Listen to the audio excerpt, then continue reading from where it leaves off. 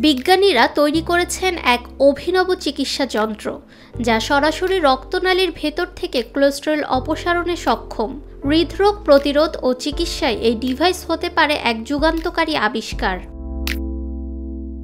একটি nano robot বা nanobot, যেটি রক্তনালীর ভেতরে কাজ করতে সক্ষম, বিশেষ করে কোলেস্টেরল অপসারণের মতো চিকিৎসা সংক্রান্ত কাজে। এই প্রযুক্তি এখনও পুরোপুরি বাস্তবিকভাবে প্রয়োগযোগ্য অবস্থায় না এলেও বিজ্ঞানীরা সত্যি এরকম ক্ষুদ্র রোবট তৈরির গবেষণায় অনেক দূর এগিয়ে গেছেন। এগুলোকে বায়োলজিক্যাল সিস্টেমে ক্যান্সার কোষ ধ্বংস, রক্ত জমাট বাঁধা ভাঙা, ঔষধ পৌঁছে দেওয়ার মতো কাজে ব্যবহার করার চেষ্টা চলছে।